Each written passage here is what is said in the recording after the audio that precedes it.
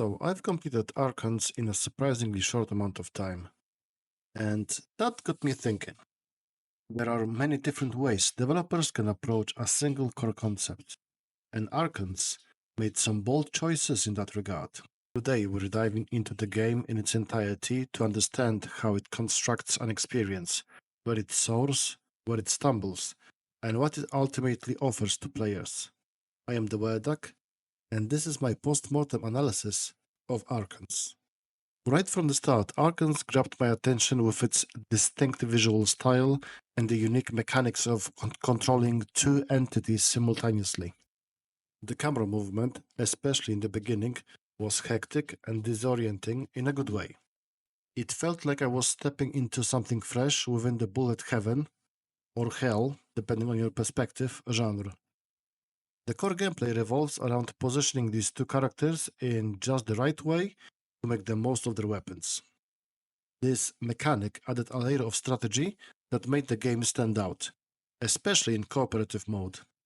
When playing with a friend, communication and coordination becomes essential, adding another level of engagement.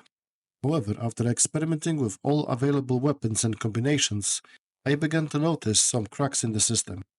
Not all setups are equally viable, and a few weapon types felt underwhelming or clunky, especially in later stages. The promise of deep build variety starts to wear thin once you see the limitations. The game's most glaring flaw is its brevity, both in terms of level quantity and length. When people play bullet heaven games, they usually expect that power fantasy payoff, building up to the point where you can go grab a cup of coffee while your overpowered character decimates waves of enemies on autopilot. Archons goes in the opposite direction. Levels are short, enemy waves are limited, and even the achievements push you to finish stages under a strict time limit. 3, 5, or 700 seconds. This structure offers little room for players to fully embrace the unstoppable god mode, dream that defines the genre's appeal.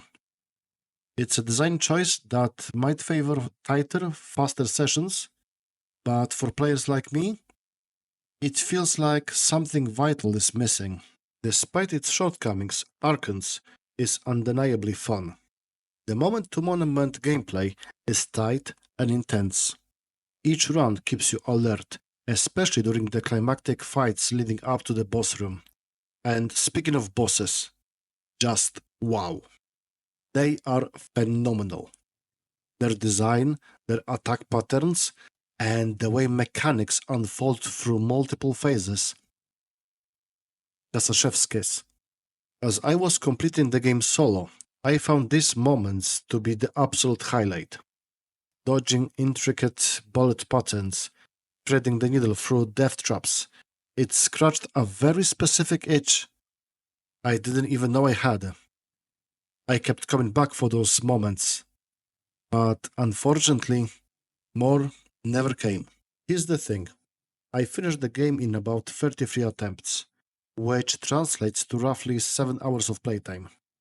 That's not great. Sure, there's a hard mode, but unless someone tells me it introduces fresh systems, new bosses, or at least a more engaging challenge beyond bloated health bars and higher damage, I probably won't bother. I'm not into difficulty for difficulty's sake. I want meaningful expanded content. Otherwise, I'll likely move on to another game with more depth and replayability.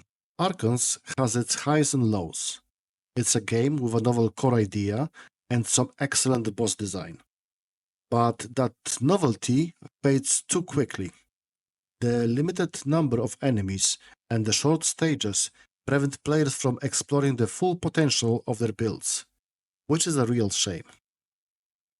That said, if you catch it on a sale and team up with a friend, it can absolutely deliver a few hours of chaotic, laugh-out-loud fun.